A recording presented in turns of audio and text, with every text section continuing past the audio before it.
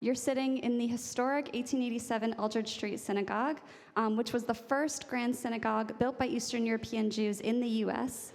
And this stunning building was nearly lost in the mid-20th century before a massive restoration project returned the space to its former glory and for public use for programs like this. So we appreciate having all of you join us on this journey.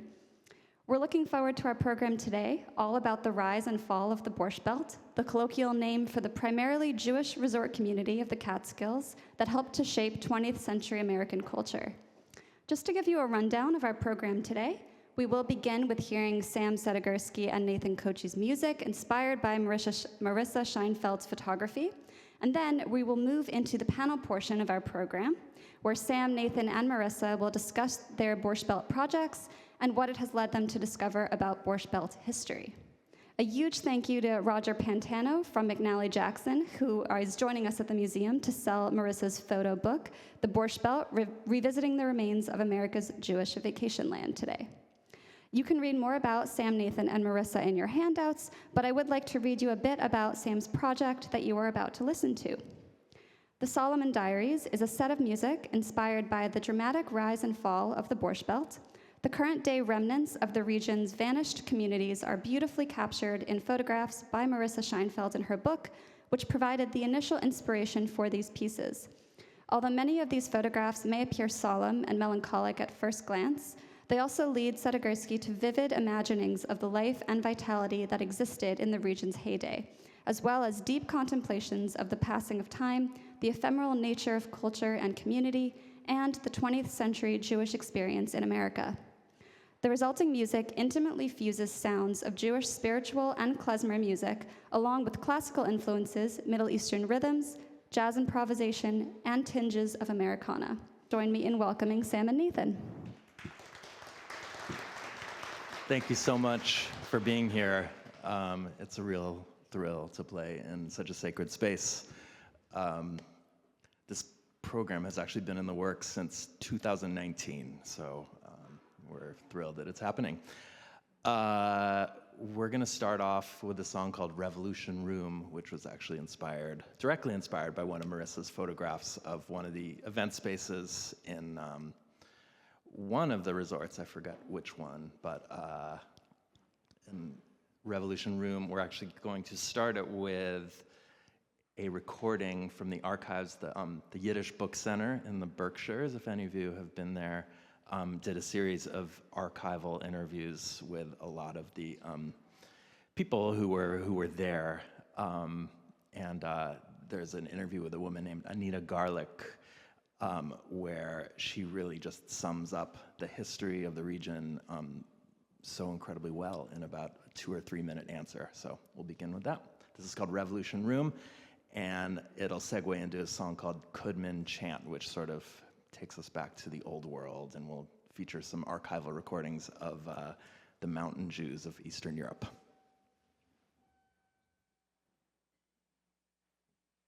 We lived in Monticello, New York, once a part of the Borscht Belt for around 50 years. Right.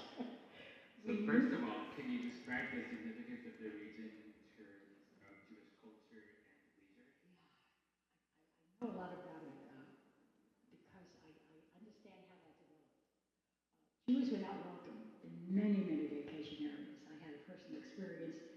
We were first married, 2 young couples. We went up to the Adirondacks and tried to find a place to stay. And in one place, there was a sign that said churches nearby.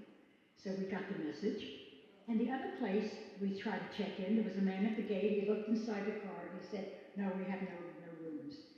The Jews were not comfortable. This was the Adirondacks. We were not comfortable there. And I think that's why the Jews developed their own vacation place where they were comfortable, only 90 miles from New York City. So it took, in the olden days, it took about 3 or 4 hours to get there. But now, I mean, later on, it took an hour and a half or 2 hours because cars were more good. And Jews made their own vacation land where they're comfortable. It's all gone now because Jews are welcome. For the same money, they can go to Europe, they can go any place in the world and feel totally comfortable.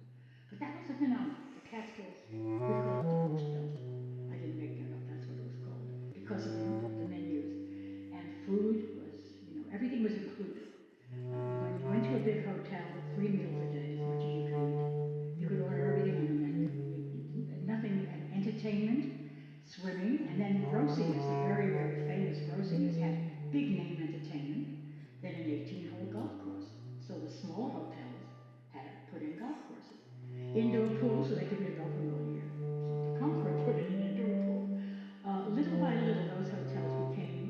little small Jewish city. You could entertain 3,000 people. Concord could feed 3,000 people on the weekend in the summertime. And aside from the hotels, not everybody could afford to go to a hotel. There were something that I thought was unique to the Jews, bungalow colonies. I don't know any place else that had. We rented a bungalow for the summer. Your mother cooked, and they were called kachalanes. The Yiddish word was kachalane. You cooked for your children, but you had the mountains. You were up in the mountains, the foothills of the Catskills, and you were out of the hot city. This was before air conditioning, before we didn't have a fan. So to have that wonderful comfort of sleeping cool, cool at night, and husbands came on weekends. So Monday to Friday it was women and children, and then Friday night you'd see all the husbands driving up. We used to call it the bull train that was coming. And the husbands would stay Friday night, Saturday and Sunday, and they go back again. But they were happy that their wives and children were in the country. And we had rooming houses for those who couldn't afford a bungalow, where you could come, just rent a room, and be in the mountains. It'd be cool. So New York Jews, the Bronx and Brooklyn, developed a Gan Eden in Solomon County, and it was a Friday. From what I've read, in the summertime there were 500,000 Jews in that area, in the whole of Solomon County. In the winter, I would say maybe 5,000. Just the residents who made their living from the summer. Most of the people made enough money in the summer to live the rest of the year. So that was interesting. Something very unique. I don't know if it ever happened again.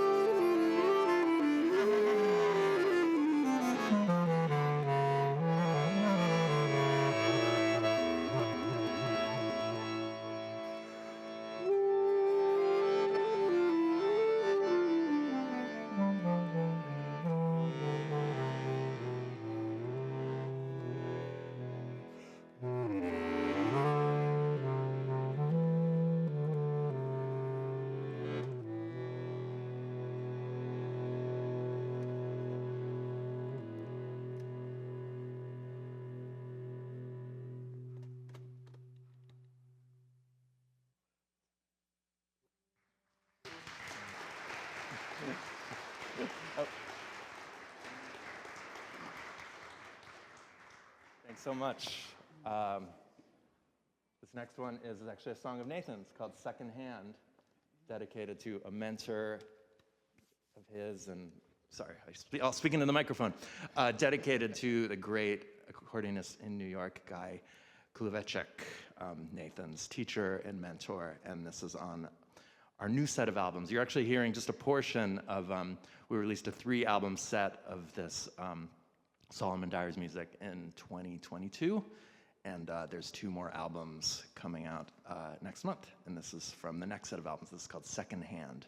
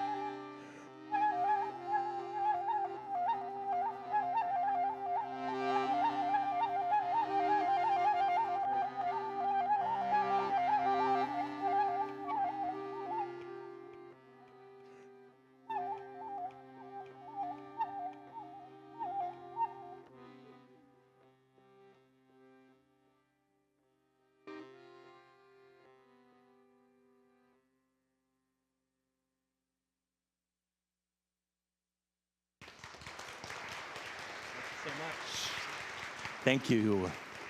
That was secondhand. We're going to do a suite of 3 songs that I hope are more joyous. You know, obviously there was so much joy and celebration and life cycle events that happened in these places. So the first one of this suite is called Postcard, and there's actually, in Marisa's book, she juxtaposes, you know, some old postcard images with her own images, you know, that were taken 30, 40, 50 years later in a really, really powerful way. So Postcard, which my late father, you know, said sounded like a Moldovan dance.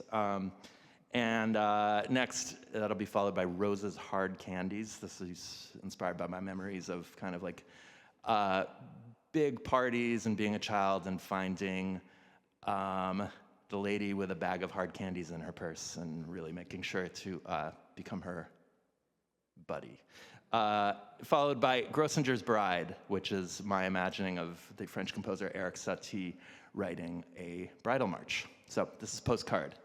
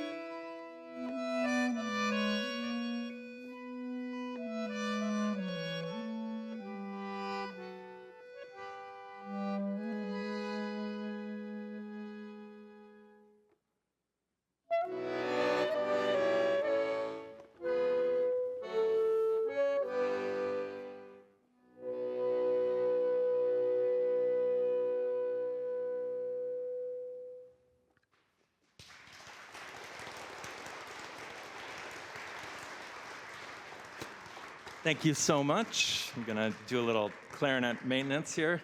The first is actually from our new set of albums, inspired by the birth of a extended relative in my family. This is called Pearl's Lullaby. And it's going to be followed by Seasons Kaddish. I kind of had this imagining of, people gathering at the beginning of every summer, the same place, the same time of year, and we sort of like know the feeling of that, and also that the weight and the heaviness of those who are no longer there. So Pearl's Lullaby and Seasons Kaddish.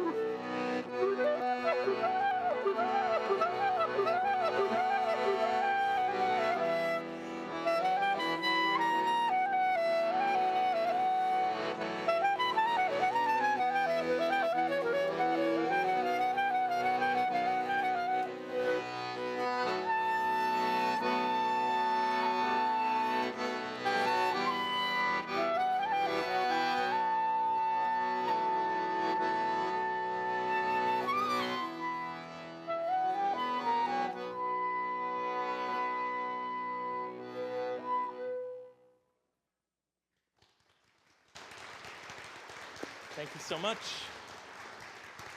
Thank you so much. And this is Marisa Scheinfeld.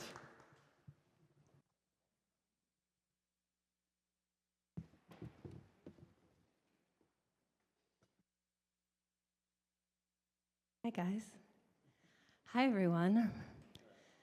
Well, that was wonderful to hear. I've heard this 3 times, and I have to say, the music is so evocative. There is so much joy and sadness and beauty and light and dark, and it wavers for me, at least, between this feeling of the old world and those sounds and the new world, which was found really when this building was built.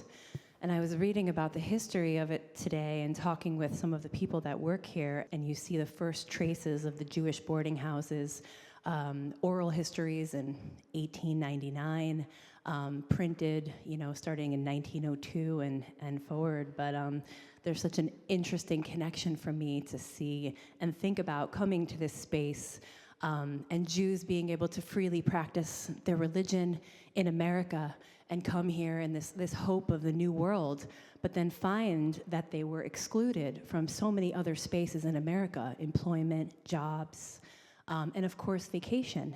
And that's really where the Borscht Belt ties in, and the unfortunate reason why the Borscht Belt was created in 1899 and earlier.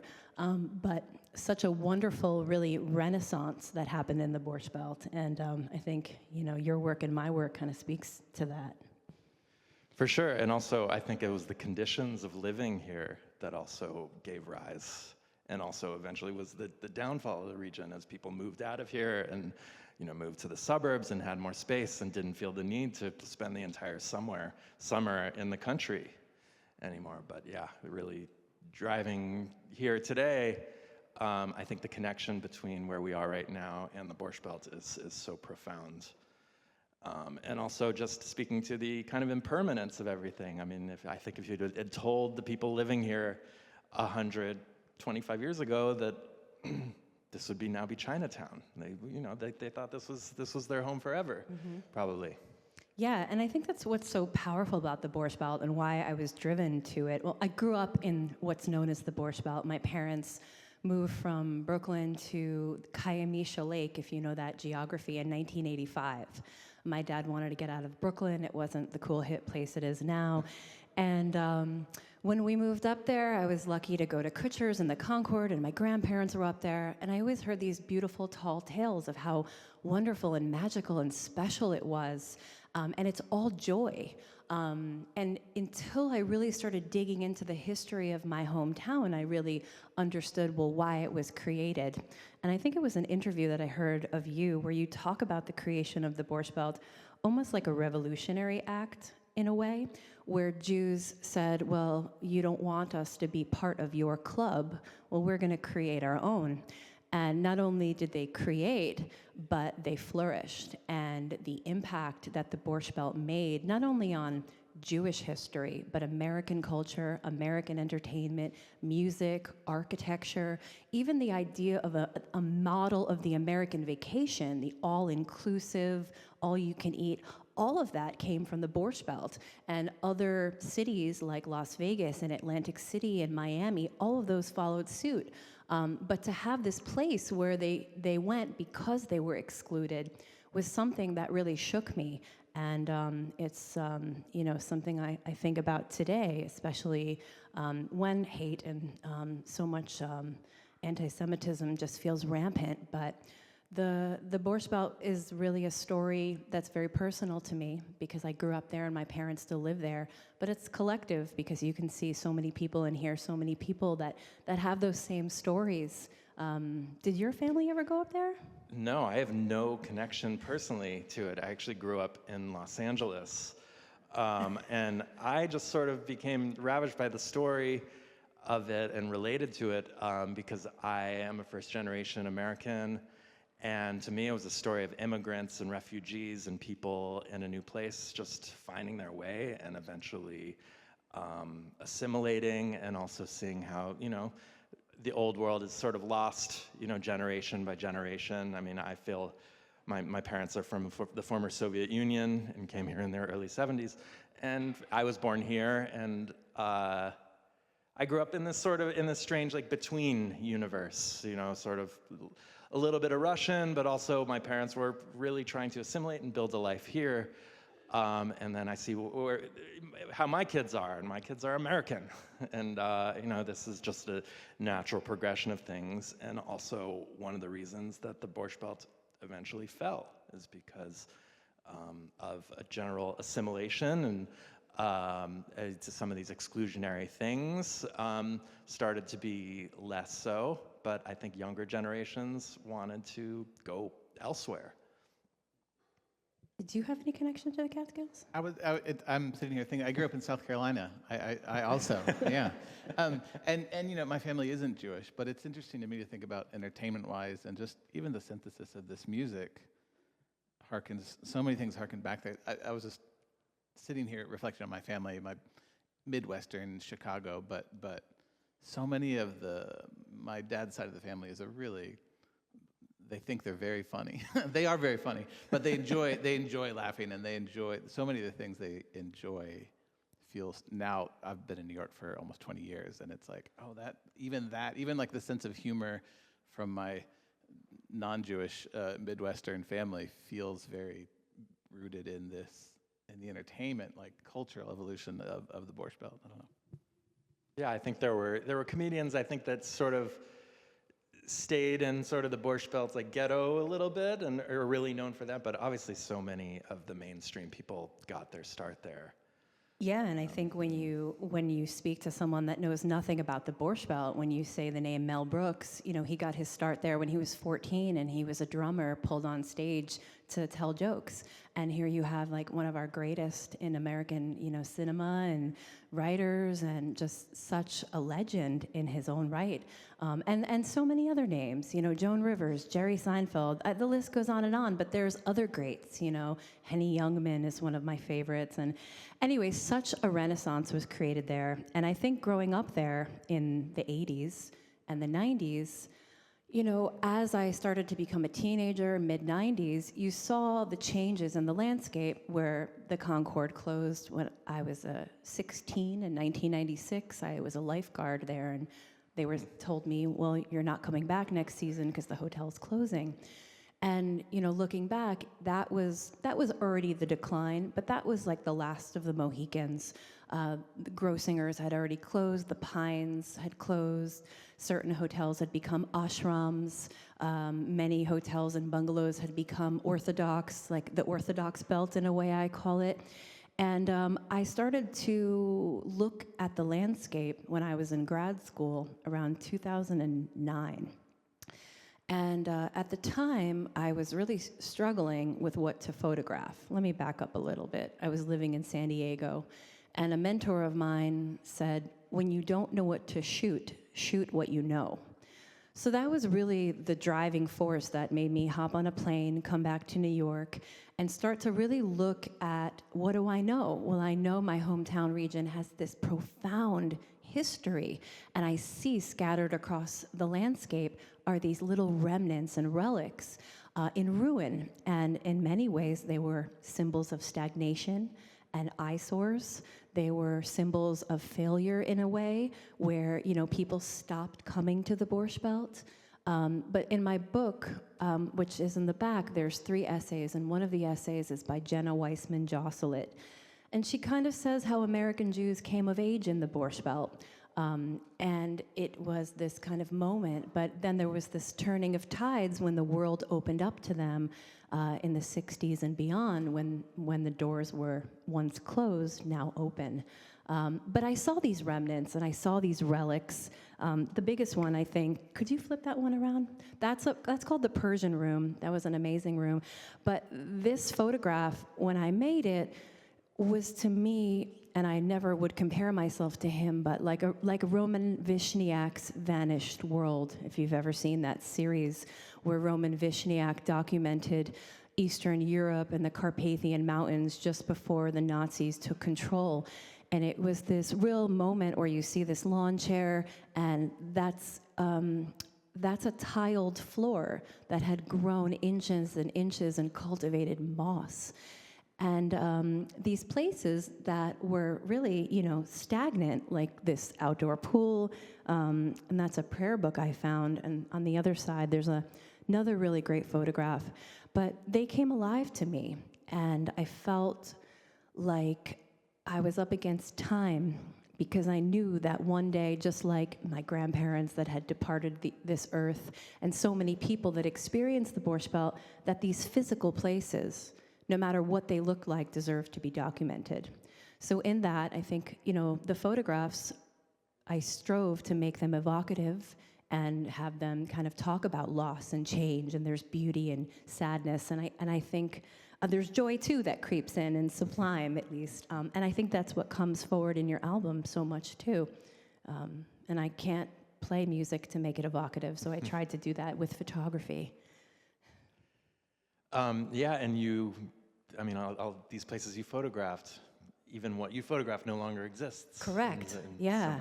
So Out of the 45 sites in the book, so the Borscht Belt, they never really counted, right? But they did count. So there's about 535 hotels, the New York Times said in 1965. But give or take, there were probably more because so many hotels changed names. And then there were 50,000 bungalows, not colonies, but actual cabins. So when I came around in 2009 all the way to 2016, I found about 50 or 60 sites, of which about 50 are in the book, both bungalows and hotels. And now the book has been out for, I think, going on 6 + 7 years. And I'd say over 75% of the book is not even a ruin.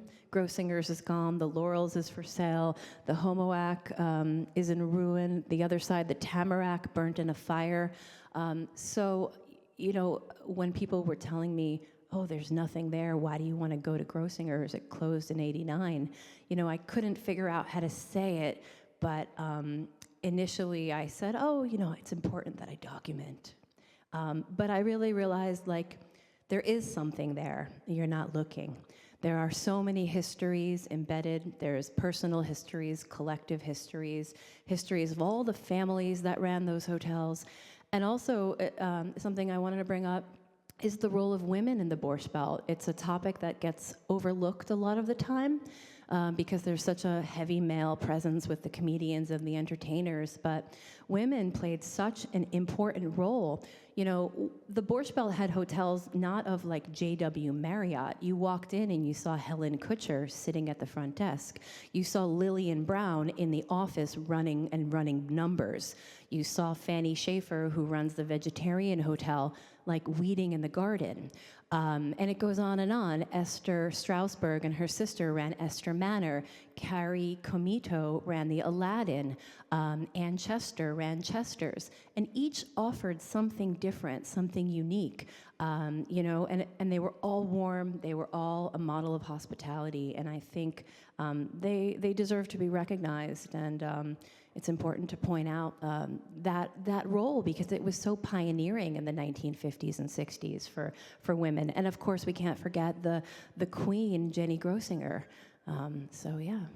I think those summers were incredibly liberating for the women who would go up there with their children as well. I mean, people living in cramped apartments and in crowded cities, and all of a sudden they could let their kids be free and actually, live their own lives. And there was an incredible liberation there. Yeah, I think it really was freedom and liberation. My grandpa Jack had a fabric world. It was on Grand Street in the 60s and 70s. And my dad said that he just couldn't wait as a kid to just drive up that mountain. And we're going to the country. We're going to the mountains. And I write about it in the book because my whole life, the country, the mountains, is if no other country or no other mountains existed anywhere else. Because the Borscht Belt was the epicenter of, for an East Coast, predominantly American Jew, that's where they went. And, it is the center. And for me, it's important because it was the center of this moment to have documented it and preserved it through photographs. Absolutely. As Anita Garlick said in our introduction, it was a Gan Eden. You know, this was Eden. a real paradise or Eden. These people, I think, it really, for the early ones who went up there, the landscape really reminded them of where they had come from.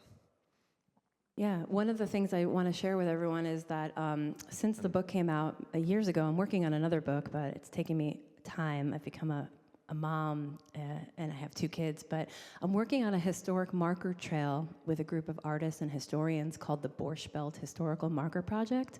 And we were approached by a man named Jerry Klinger. He runs the Jewish American Society for Historic Preservation, and they place historic markers all over the U.S. They just did one in India, in Cochin, Indian Jewish community. They do them all over, Middle East, Israel, the UK. But Jerry offered to fund a trail, and he said, you know, I want you to do it. So I am working with some friends who are also some amazing artists and historians, and we've put up 9 historic markers in the Catskills.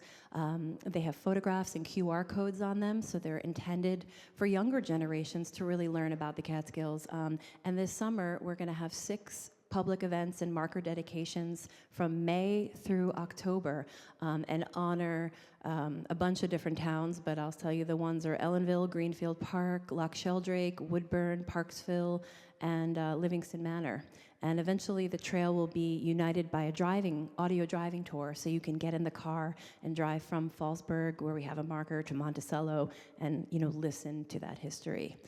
So it's kind of my way to kind of dovetail on the book, and really, you can't take a Catskill hotel and do this. What has been done here is a treasure.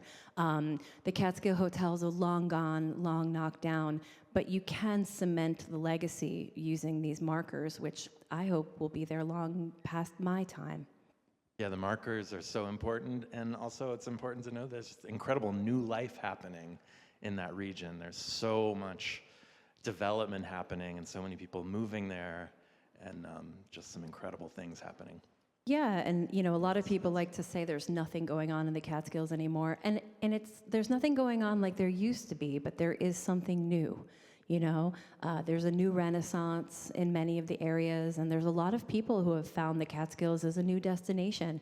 So I hope that my work in at least preserving it in the sense of a historic trail will allow people to kind of stumble upon the topic and find something in it that they connect to.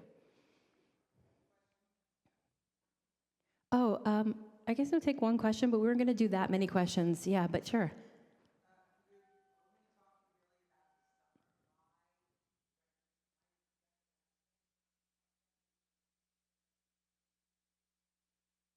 Yeah, I could talk about the Borscht Belt for an hour, and I can do an illustrated presentation and talk all about it. But yes, it was a year-round vacation destination.